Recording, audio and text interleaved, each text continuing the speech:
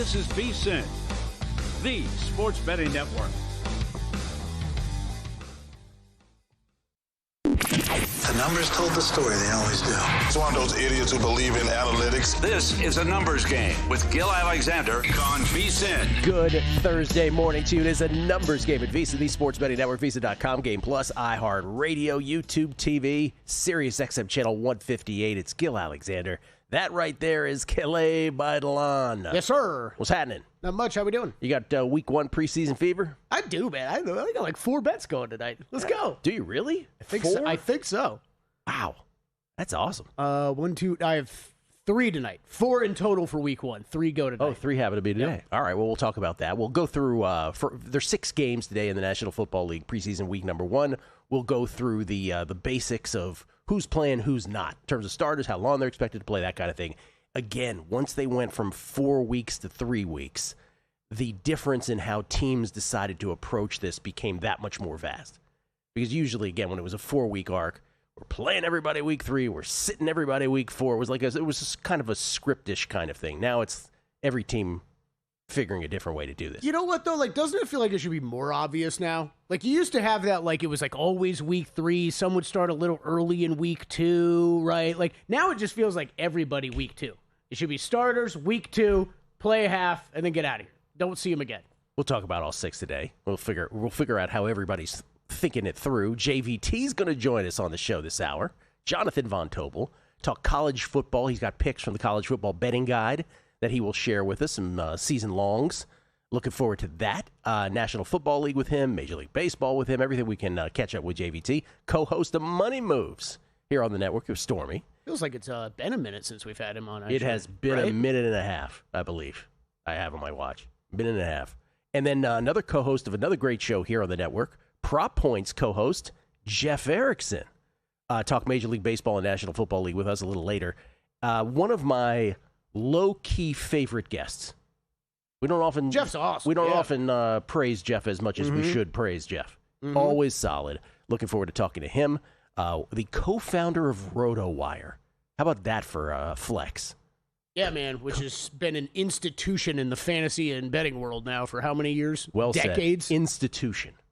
He is an institution. And then, of course, it is Thursday. You know what that means. Unscripted with the Crackman, Bill Krackomberger. Usually it's Zach and Crack, but Zach is on a trip. He's off gallivanting around Europe. I believe gallivanting is the correct word. But Bill Krackomberger, later unscripted. And brought the kid. I did talk with Zach yesterday. Oh, I thought you said Bill. All of a sudden, I was like, Crack brought the kid? What are you talking about? Oh, Zach did. Yeah. Yeah, they have a little child. They're not going to leave the child behind, I would think. I thought maybe parents or the something. grandparents might have been able to take take I thought it was, no, take it. Maybe they don't want to. Take it with them. Yeah. Crack and I have a lot to talk about. By the way, Derek Stevens made an appearance on Crack's podcast. He did. Which I actually listened to some of that, yep. Which Bill and John Orlando do from right here at Circa, at the sports book here behind us. And Derek was, by the way, Derek was kind enough to spend 15 minutes solo with me yesterday in the parking lot talking about stuff. Just tremendous guy, super smart. But Derek went on Twitter yesterday and said some stuff people didn't like. I have opinions on all kinds of things. We'll talk what Derek we'll talk about, among other things. And I know we're unscripted generally, but because it was on Crack's Pod, we will talk about Derek's thoughts on contests, on prediction markets. We'll get into all that stuff. I have things to say also. I thought it was an eye-opening comment. I'll leave Crack to talk about it, but an eye-opening comment about how much it costs to run these contests, right? Yes. Because I don't know that I'd ever heard that or seen that before. No, that was very transparent. Very transparent. So looking forward to that a little later on in the show. Unscripted with the Crackman exclusively here on a numbers game. Tennis. Yesterday winner. Hope everybody played Elena Rybakina as a short dog against Coco Gauff. As Elena Rybakina has been doing seemingly this entire tournament, she drops a set, she comes back, she wins in 3. She did that against Coco last night. So the finals are set. This is exhibit A as to how tennis is not, let's say, the NFL. These Canadian tournaments got so backed up with weather that now this 1,000 is bled into the 1,000 in Cincinnati. They're both 1.5 week events. So like, how do they do that?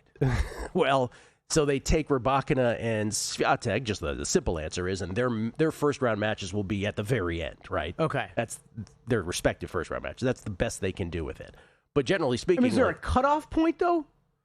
Golf has a cutoff point, right? Where it's like, hey, we got to get to the next tournament. Yeah, I mean, let's say it was a torrential downpour today in both Toronto and Montreal, and Ben Shelton and Brandon Nakashima, who upset Rafa and Hodar yesterday. Let's say they just have to stay behind. Oh, that's crazy, I mean, it becomes problematic. For sure, it becomes problematic. But they'd figure it out. It would just be awkward. So what we have today, again, I just mentioned the two finals, men's and ladies side in Canada, which again is the 1,000 that precedes the 1,000, the Cincinnati tournament, that precedes the U.S. Open, the final slam of the year, and then it's football, baby, regular season. That's how this works. Today, I think Swiatek is correctly priced as a favorite against Rybakina. She's about minus 135. I have it at about minus 145. Wasn't enough for me to pull the trigger on a bet. But again, Iga trying to win her 8th different 1,000 tournament of her career. 8 out of 10 this would be. In terms of different ones, she's obviously won multiple Romes. She's won multiple Dohas. It's an incredible career. We'll see if she can pull off Canada. And as I said a couple matches ago against Kostyuk, the brain seemed to unlock. Iga unlocked. So we'll see if she can get it done against Rybakina. But I don't have a play in that. I don't have a play in Ben Shelton versus Brandon Nakashima in Montreal. I think Ben Shelton is the correct favorite. And Ben Shelton is trying to win back-to-back Canadian Opens, which would be his only 2 1,000 wins of his career. Both in Canada, back-to-back. So let's see if Ben Shelton can pull that off. One of his more likely surfaces to do it on, right? Oh, for sure. Or locations, I should say. I mean, definitely his most likely surface. Yeah, and his serve is built for it. Tennis, though, today in Cincinnati. I'll be on radio in Cincinnati tomorrow talking about this. Or, I don't know if it's a radio show, if it's I don't even know. I thought it was TV. Maybe it's TV. I don't know. Oh, am I doing TV? I should probably know that. TV. You should probably know prepared. that. Oh, it's TV. Sorry, guys. I do have plays, though, in Cincinnati. 2 on the men's side, 2 on the ladies' side. And again, with the scheduling, Kelly, I made a bet for tomorrow also, thinking that it was today, but it's not. So today, 2 on the men's side, Adrian Manarino is a plus 152 dog against Denis Shapovalov. Shapovalov's, speaking of great services, right, he's a hard court guy, but Manarino is the ultimate hard court guy. And he's an older player who can really sort of mess with timing and frustrate other players. So I got Manarino at plus 152. Shapovalov's Canadian, right? He is. Oh, yeah. Sneaky Canadians on tour. I always try to pick them out. How often do I ask you about that? Shapovalov is sneaky everything. He's born in Israel, not Jewish, really? Canadian. Wow, that is fascinating. Okay. Martin Landaluce is the big dog of the day, taking him at plus 230 versus Jack Draper.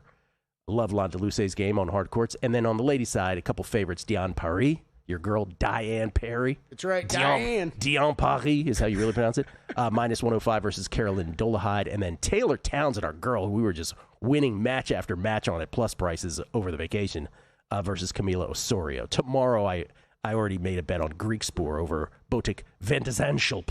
Wow, that's an all-time name matchup right there. I mean, Talon I've always had up there as one of the best. Yeah. I mean, Talon Griekspoor, both parts are amazing. But then Botic Vanden Schlibip, that's pretty good too. Yeah, that's pretty good too.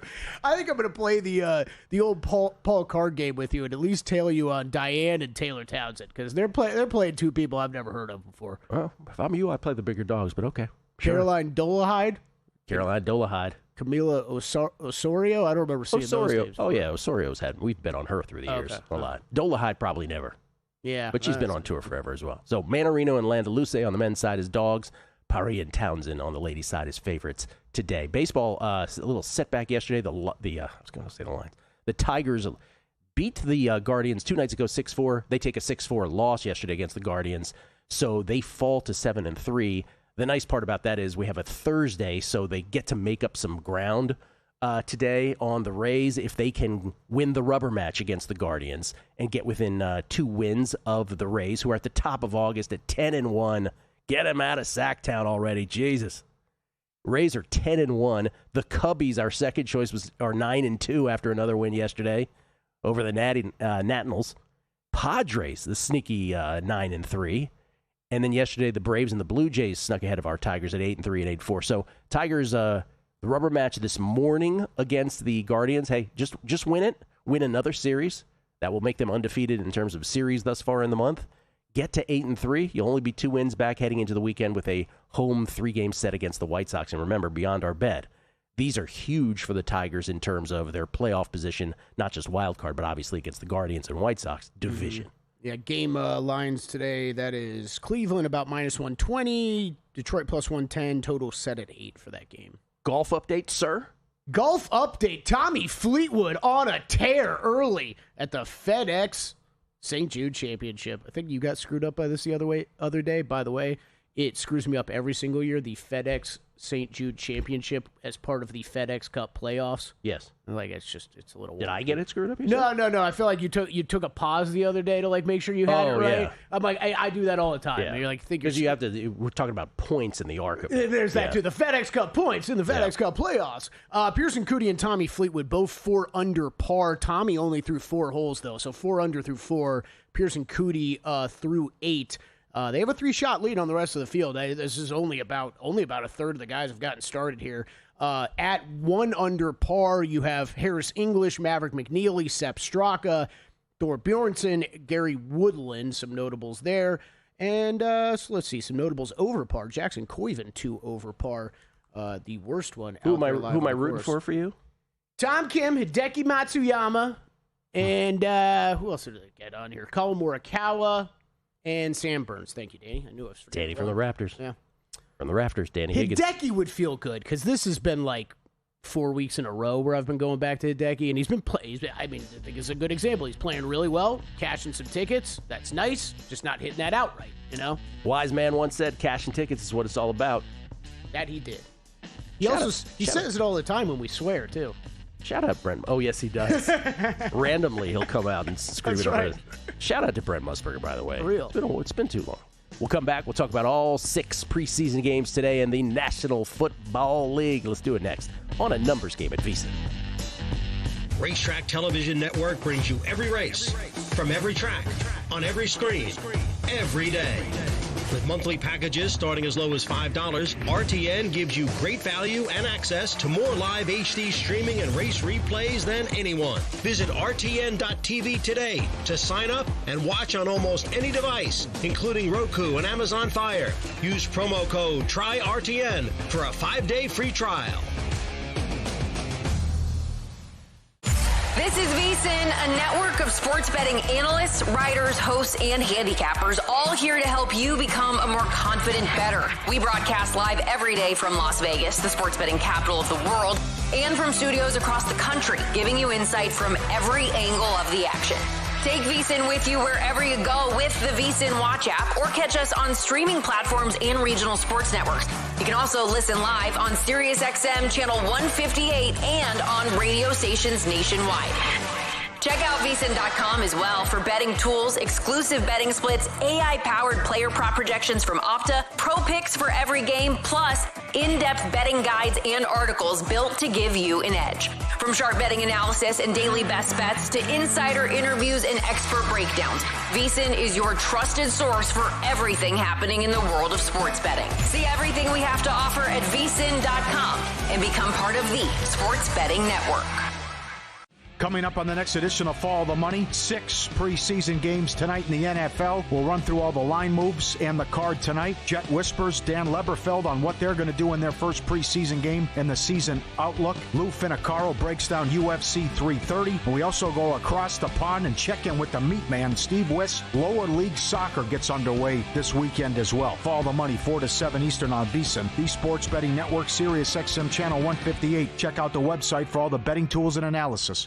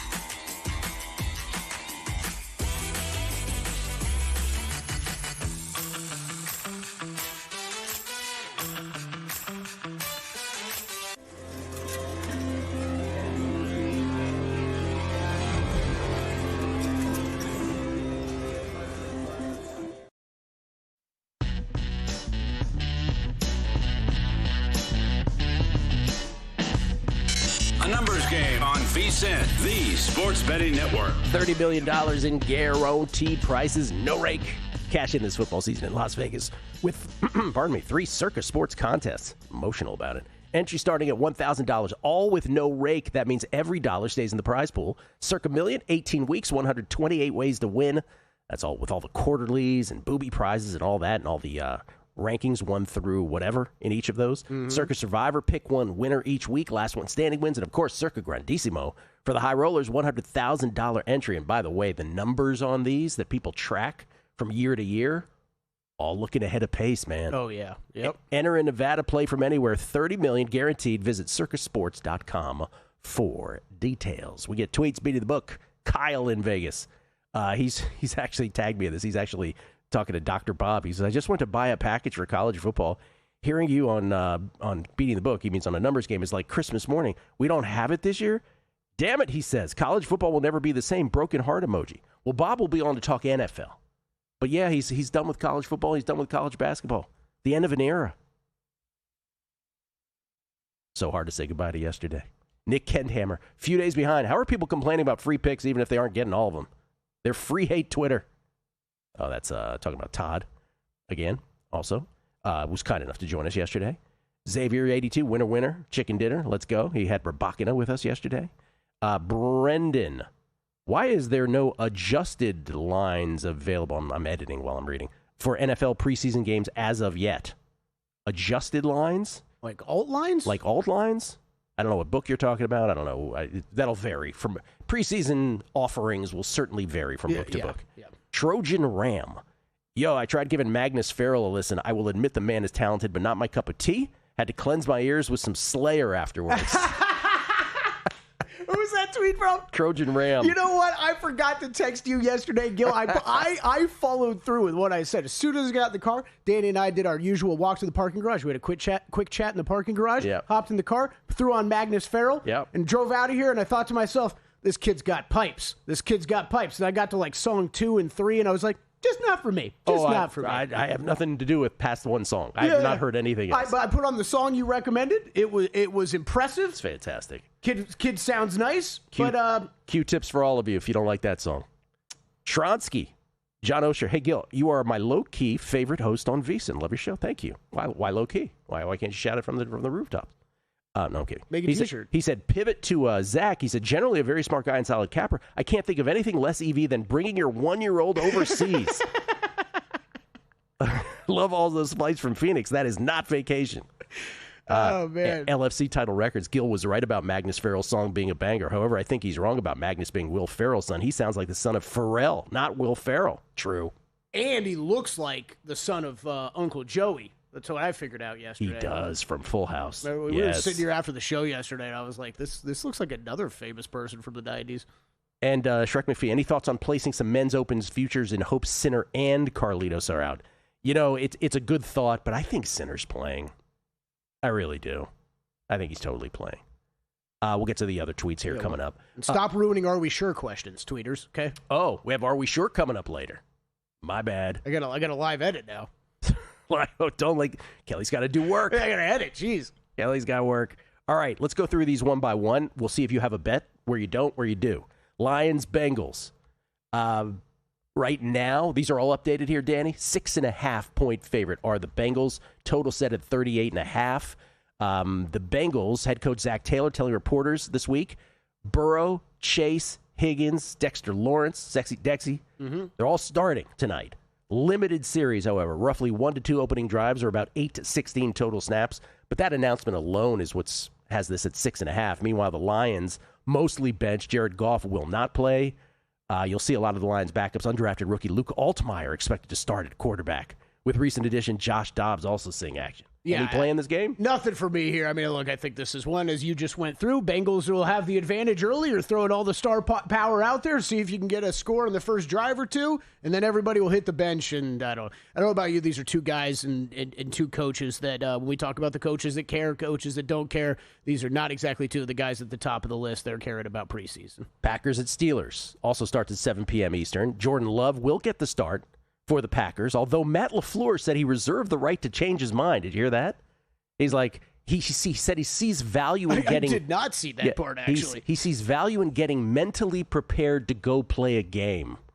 So he left himself an out. Though Jordan Love is expected to start, and he has started, I think, the last couple years with these games as well, if I'm not mistaken. I don't know about that part. Don't hold me to that. But anyway, Matt LaFleur reserving the right to change his mind, but it looks like Jordan Love will start. Most healthy starters will likely play only 1 to 2 series, once again, for the Pack. Steelers, most murky of all these teams playing tonight in terms of their plan. Head coach Mike McCarthy stated he has left it as a game-time decision about Aaron Rodgers, though Rodgers considered unlikely to see heavy action if he plays at all. McCarthy noted that if any frontline players do take the field, they'll likely only go a series or two before giving way to depth pieces and rookies. Spotlight will mostly be on Will Howard and Drew Aller at quarterback for the Steelers. Yeah, I got a Packers bet in the other day. Did take them at +1. I think I mean I would still be on that side of things. I think what they've got with the starters running out there, and then I know it's been back and forth on this Rodgers situation, but like you and I talked about this yesterday. At this point in his career, what do we do? I mean, if it's already been a thing of him not really playing, why would we do it now? I felt even stupid reading that sentence. I mean, but reminder, beginning of camp, McCarthy comes out. He's like, I'd love to see him 30 to 50 snaps in the preseason. Like, I don't think that's happening. Colts, Pats, half hour later, 7:30 Eastern. Colts dedicating week 1 to testing backup signal callers. Anthony Richardson, Kelly's boy, and Riley Leonard. Daniel Jones is going to rest to avoid injuries. Yeah, you should probably do that. Expected to sit out. Most core veterans expected to sit out the majority of the game in favor of second and third stringers. Patriots expected to play most of their starters, or not expected, to play most of their starters in tonight's preseason game against the Colts. No Drake May. He'll sit out. Tommy There you go. Getting the start for the Pats. Colts favored by 2.5. Tommy does have some live NFL reps, so he do. Can't blame him for that. I mean, that's something when you're looking at these quarterbacks, right? Or who are some of the backups we like to make fun of, but might feast on third and fourth stringers against the defense. I'm on the Colts. This is part of a teaser I had from when these opened. So Colts up to 7.5 when they were 1.5 dogs. Chargers up to 7.5. I mean, I think this one just comes down to really what do you think about Anthony Richardson? And this is not as I'm not as high on him as I used to be a couple of years ago, but this is the showcase weeks for Anthony Richardson as they're still trying to trade this guy, you would think. And I'm not saying this flippantly because we got reports that he may not have perfect vision. I hope he can see okay. Yeah, me too. But as far as, I mean, what's the game plan? How open is the playbook for it? But, man, I would actually think this stuff is pretty open as far as what they're willing to do with him just because you are trying to showcase and trade him away. So it would still be leaning to the Colts side for me. Chargers. And lean over. Chargers, Texans. Texans favored by 1.5. Totals at 36.5. Mike McDaniel, first time spotting him as the OC for the Chargers. Justin Herbert will not play, of course. Jim Harbaugh stating that roughly 15 veteran starters will sit out the game entirely, with backup quarterbacks Trey Lance and DJ Uiagalelei splitting the snaps. There you go. And the Texans, starters resting, core veterans, regular starters like C.J. Stroud will watch from the sideline. Texans will heavily feature rookies, bubble players, journeymen fighting for a spot for the 53-man roster. So we'll get some Davis Mills, and we'll get some Graham Mertz. Oh, fun. Don't you think you've seen enough of Davis Mills by now? But okay, sure. Like Graham Mertz might actually need the reps a little bit more. This was the other side of that teaser I had with the Colts. This line really hasn't budged all week since it's opened. The total sitting about the same as well, I believe. Just note on some of the totals, which I didn't end up betting any for week 1, but there's a couple of these that keep going up, including this next game, Cardinals and Raiders. Raiders.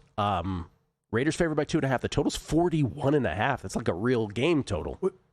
Up to 42.5. There's a 43 on the board I'm staring at. Well, here's part of the reason. Cardinals are going with Jacoby Brissett, and healthy top roster pieces will get early series work. They're expected to play their starters for a very limited time, about 1 to 2 maximum series, but playing nonetheless at Allegiant Stadium here in Vegas tonight. Mike LaFleur, their head coach, confirming that Brissett and other main first-team players will see action. Top draft pick Jeremiah Love expected to make his debut. Gardner Minshew will get run, and Carson Beck, who was 15 of 19 for 188 in the Hall of Fame game and 1 touchdown, he will get some reps. Of course, the Raiders, Clint Kubiak saying, we're going Kirk Cousins, then we're going Fernando Mendoza. First string unit will see action, though their time will be limited to a brief planned number of snaps or series. The entire offensive lineman, though, Colton Miller, Spencer Burford, Tyler Linderbaum, Jackson Powers Johnson, DJ Glaze, they're all expected to line up alongside Ashton Genty to begin this game with Kirk Cousins. No one knows about Max Crosby's expected availability, but why would you play him? Yeah, for real. I was actually thinking that's where you were going with that offensive line note, though. I'm surprised they're rolling out all those guys, especially like Linderbaum stuff. Yeah. I mean, look, this is the game of the night, right? No bet for me, though. This is seeing a lot of the starters go on the Cardinals side, and you just rattled off the net list of guys going for the Raiders. So as far as watchability tonight, this will probably be game number one. That's the game of the night. Mm-hmm. Little Fernando Mendoza. Yeah.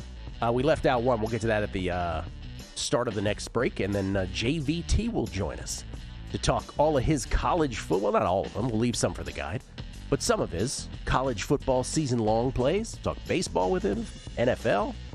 Maybe he has some preseason plays. He does. All right. Jonathan Von Tobel on the other side. It's a numbers game at VSiN, the Sports Betting Network.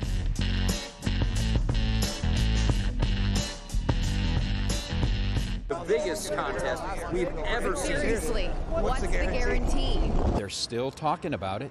I think it's time to put the rumors to rest. Showtime! $30 million. $30 million? $30 million? $30 million? That's $30 million guaranteed. 3 contests, multiple ways to win, no rate. Entry starting at $1,000. Enter in Nevada, play from anywhere. Elevate your sports betting game with VSiN's exclusive betting splits. Stay ahead with real-time market trends and track bet percentages on any matchup. Then uncover the edge by comparing them to the amount of bets placed to find out where the sharp money is headed. Upgrade to VSiN Pro to access betting splits, live odds, line moves, power ratings, and in-depth game analysis. Go to vsin.com/pro to join VSiN, the sports betting network.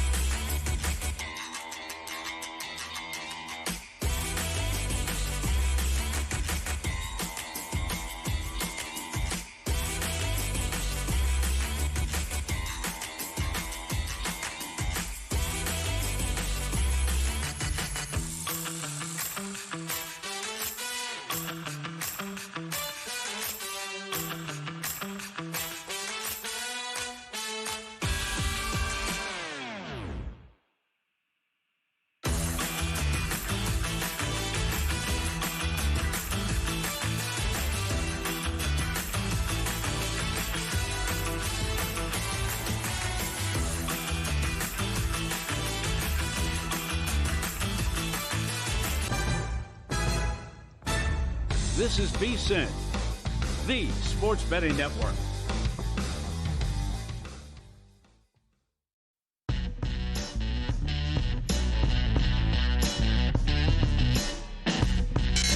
Numbers Game on VSiN, the Sports Betting Network. Football is back tonight in earnest, and some of the best betting opportunities of the year start with the NFL preseason. Sign up for VSiN Pro today. Get both our NFL and college football betting guides, packed with team previews, power ratings, proven betting systems, and best bets from VSiN's sharpest minds to help you bet football smarter all season long. You also get daily best bets, real-time betting splits, AI-powered prop projections, including our new MLB player props and total picks, plus 24/7 video on the VSiN Watch app. Start today for just $9.99 to get a full year and save 50% with a VSiN Pro annual subscription. Head to VSiN.com/subscribe now. That's VSIN.com/subscribe. Kelly, before we get to JVT, one more game tonight, the last of the ones we didn't get through, Titans-Niners.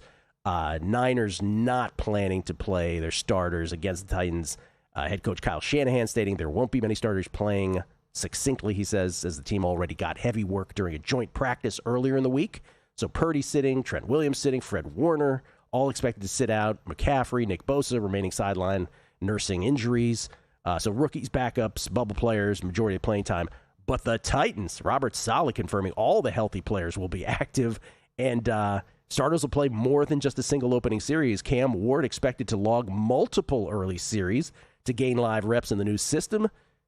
And, that's confirmed by a couple sources. And Carnell Tate, we'll get our first look at him as well. Yeah, scooped this one up on Open. Didn't really know what the Titans' game plan was going to be at that point. But, Niners injuries were already racking up last Friday when I bet this. So this is moved. I think this is the biggest move around the board here for week one. This opened 49ers 2.5-point favorites. Now they're 6-point dogs. I'm on the Titans, but it's moved 8 points from where I bet it. We're going to start to get at least 2 or 3 people every day. They're like, it's substation. Can't be told any differently. I fired up old Pablo Torre Finds Out, who has an episode on it here this morning. He's doing that? Yeah, it's kind of frustrating. You know I love Pablo. There's a couple that are just not as great as some of the other hits. This is one I would say so far. I haven't learned anything. Did I tell you Pablo texted praise after my hot dog breakdown? Great. He's impressed by the hot dog breakdown. I forgot about that. Jonathan, whatever to that controversy, the sticking plate controversy. It just went away. It just went away completely. It is a scandal that no one wants to delve into beyond what we did. Man, they're out there. They're stacking plates and getting away with it. I was very proud of that deep dive. It was impressive. I spent 10 minutes watching the single camera. It's impressive. I'm telling you, she only put down 34. And the stacking plates police. What's her name? Watch. Miko. What was her name again? Miko something? Miki Sudo. Miki Sudo. Thank you. Jonathan Von Tobel joins us now. He is the co-host of Money Moves each and every weekday here, Monday through Friday, that he co-hosts with Stormy Bonatoni. It starts at 11 a.m. Pacific. That's 2 p.m. Eastern. JVT joins us now, courtesy of the Progressive Guest Line. You can follow him on Twitter at MeJVT. What's happening? Look at this guy. Svelte. Looks great. How many pounds have you lost? We're down about like 67 pounds, so we have been cruising. Although I've been thinking about starting steroids in all seriousness because, these last few pounds have been kind of stubborn, want to get a little jacked, and so why not go the synthetic way? So I think you guys laugh. Like, I'm being serious. Like, I've thought about steroids, and I think I might. Yeah, you know what I mean? Yeah. JVT's going to come in here and rub the clear on his thighs before a broadcast. Better watch out, man. Every time he walks in already, he looks like that, man. You look seriously though. Like you've cut like 5 to 10 years off your appearance, doesn't it? Mm-hmm. Hasn't he? Mm-hmm. Yeah, you look like you're 14 I appreciate years old. It. Yeah. I was I will say this. That's a good thing because I was out and about one night and I was told this was like 3 or 4 months ago. Like, oh, you look like you're like I would guess you're 40, and I was like, I'm 35, so we got to keep going. Yeah, I looked younger than my age till about 43, and then it caught up quick. You got to stop saying that; it's scaring me. All right, John, we were just talking about. We'll get to your college football. You covered or you tackled the SEC and the Mountain West most prominently in the college football betting guide. I want to save that for the next segment. We were just talking about the NFL preseason, beginning with 6 games tonight. Do you have any plays on tonight's slate? Yeah, there's a couple. One of the games you guys were just talking about, I was listening to. We'll go Raiders and Cardinals first, but Raiders first half minus the half point. I think it seems somewhat easy, but kind of sniffing around a bit and looking at some of the press conferences from Kubiak, he seems to maybe have that first-time head coach sickness in the sense of he actually might be game planning for this thing, so actually throwing out some complex concepts and trying to go out and potentially win this game. He was asked the other day about Fernando Mendoza playing behind the starting offensive line. He kind of hemmed and hawed and was like, yeah, we've got a plan. I think they're probably, because you guys were talking about this starting offensive line that's going to be out there, they're going to play in front of Kirk Cousins, and I think they're also going to play in front of Fernando Mendoza to give him the best opportunity possible too. So outside of just the starters playing and the game planning there, I think they're also going to set it up for Mendoza to have some success at home here in front of the fans too. So I think all of that leads to a half-point lay in that with the Raiders in the first half. I understand that LaFleur is going to play his starters too, but I kind of trust that Kubiak's actually going to go and put some stuff out there, some complex stuff, to really score some points and have some success. And the other is, I'm just going to kind of push back on the notion of the market thinking that this Bengals team is just going to come out and absolutely blow the doors off the Lions. You know, it's interesting, and you get this dynamic in these preseason games. First half line, for the game, 6.5, 7. For the first half, it's like 6.5, 7. That's right. I don't, yeah, right. Like, I understand that the Bengals are going to play their starters, but I think sometimes, and like Kelly has done this a couple of times now, right? The bettors that bet this are laying 3.5 with the Cincinnati Bengals because that's when it opened. They're not laying 6.5, 7. It seems somewhat aggressive to just assume the Bengals are going to come out here and roll, considering we just don't know what the role of those starters are going to be. Joe Burrow could play and fulfill the decree that he is starting the game and then hand it off 6 straight times and then head off to the bench. And I just think that we're kind of a little too far here. I understand the Lions aren't going to play any of their guys. They're a little beat up too. They're going to see their 2 young quarterbacks, or not young quarterbacks, but unknowns, right? Altmaier and Dobbs, who's only been there for a couple of days. But I'm just kind of pushing back on the number here. So Lions for the game +7 and Raiders minus the half point for the first half. Dobbs is fantastic when you only give him a day or two. I was just going to say, I like that we're docking the Lions points for that. It's like, this is Dobbs' perfect situation. This situation knows nothing. There's a couple of things there that I love that you said, which I want to just seize on, which is the affliction of new coaches who handle the preseason in a way they ought not to, is sort of the implication. The greatest example of that ever, Steve Spurrier, when coaching Washington, before the 2002 season, they went to Osaka. They had a game against the Niners in Osaka. Famously, Spurrier was asked a question, hey, what do you have to say about to the people in Osaka before they traveled? And Spurrier goes, tell him I'll see him in Osaka. That's the kind of articulate guy he was. But they threw out the whole, he did everything, like threw out whatever his whole playbook is. We're just going to pitch it and catch it. They beat the Niners 38-7, right? Danny Werfel throwing the ball around the yard, and the Niners just laughing at him the whole time. Like, okay, yeah, do your thing. So I think you're right. That's a big thing in preseasons. And also, just a betting nuance to what you were saying about, the pro bettors get this number at such a better number than what exists now. Preseason football, and let's just acknowledge again, we are of the mindset. It is great. Those who handle preseason seriously, you can make a lot of money. It is not a degenerate activity, but it is also true that if you lose on something like that you're talking about, like if you make a bet on a Bengals, you're laying too much. It's also one of the betting things of the sports betting calendar that you can feel so stupid about if you lose, and you'll recognize it as it's happening. You're like, why did I bet this? This is so, like, I lost my money on this, of all things. So I just think those are a couple of interesting things. I would also add real quick, Zach Taylor told us last week that the starters were going to play. Yes. So it's not like this was like new information and the line came out and the odds makers were shocked by the fact that Joe Burrow was going to be out there. He told us last week, like I think it was last Wednesday. He's like, yeah, we got a plan to play those guys. And then again, reiterated it, and the market really freaked out. And obviously these markets are going to move because when sharp guys are coming in and betting it, you're going to move pretty quickly. But I would argue that initial opener of 3.5 had quite a bit of the, hey, the starters are going to play kind of baked into it too. And that's also my line of thinking. Yeah. We even noticed that during primetime action when like legalization had spread, how people react. So the general public reacts days after news happens. So that's another example. Yeah, coach says something at practice 2 days before, Why then is a it moving now? starting lineup comes out and it moves, and it's like, hey, he said this was going to happen. John, give us a JVT season-long NFL thought or bet that you feel is very different from conventional wisdom. Ooh, very different from conventional wisdom. Okay. I'll settle for different. Okay, I think this is somewhat different, especially because Stormy feels so strongly about it, and I feel other people, because of this team's history, feel strongly about it too. I have a sneaking suspicion the Browns can go over their win total. Wow. I think that, I think this team defensively is very good. I don't think there's really any question about that. Even with the loss of Myles Garrett, I think versus at least an adequate enough replacement. He's not going to set the record for sacks, but he's a good defensive end that I think is going to help them out. And we know how talented they are at other positions.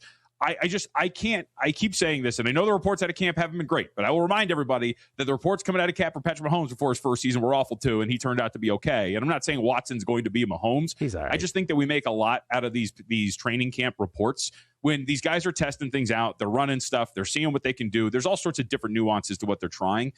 I think we have to potentially be ready for the fact that Deshaun Watson could come back and just be an average quarterback.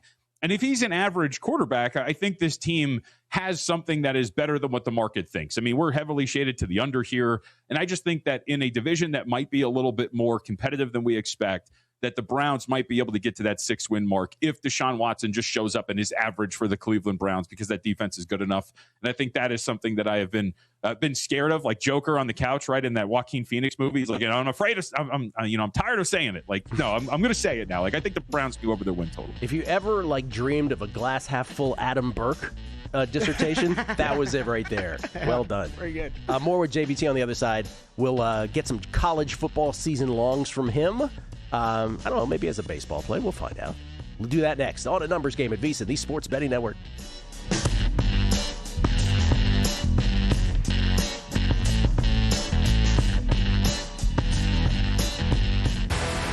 This Thanksgiving was unbelievable. 4 favorites all lost outright.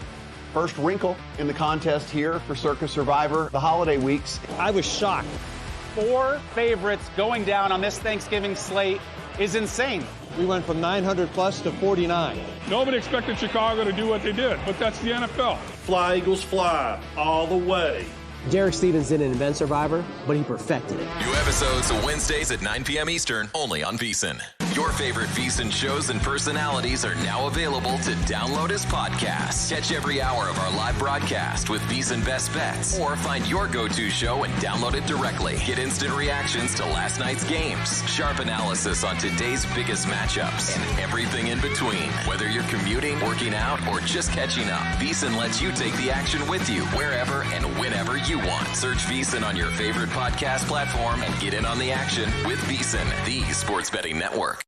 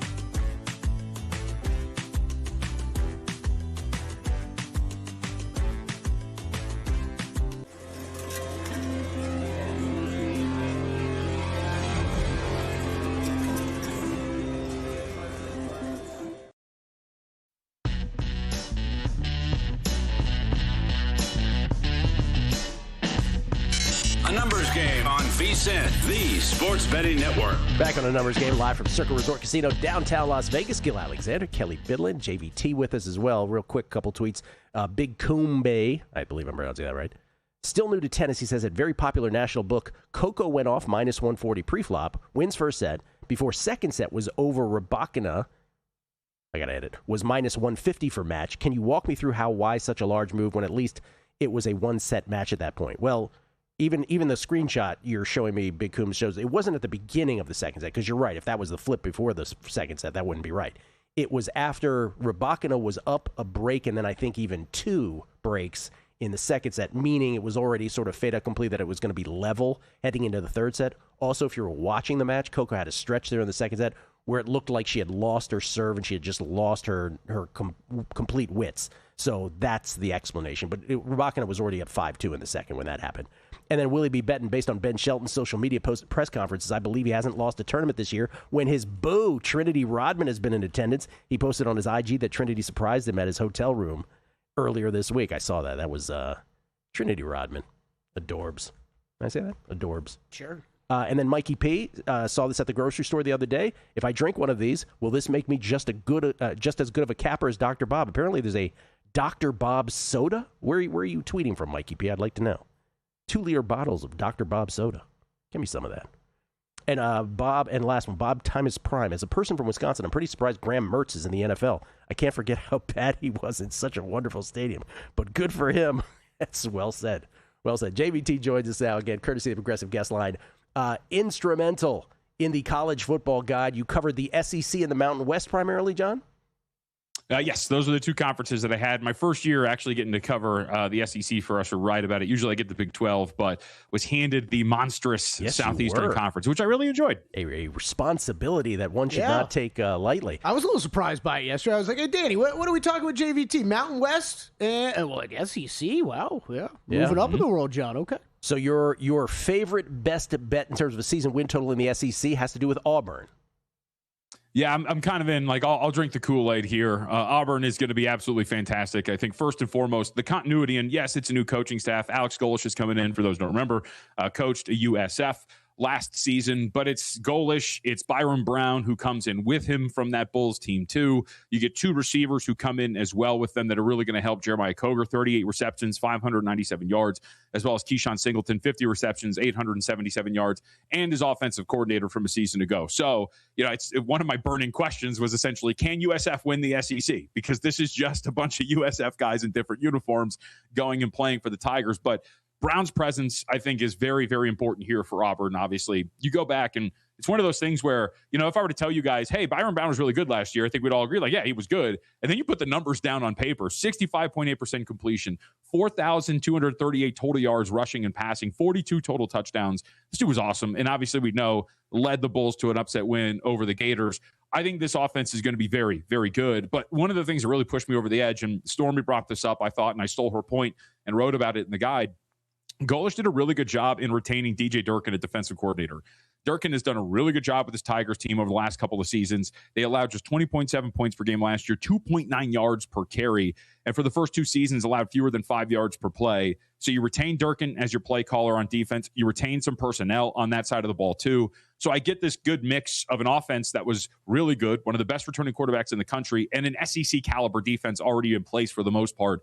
I think these things really work together for Auburn. So over 6.5, I think it's a playable number at minus 115. I am buying in on the Tigers and Golesh this year for sure. Yeah, Baylor, Southern Miss, Samford, win-win-win. Yep. They get Arkansas and Vandy at Jordan-Hare, win-win.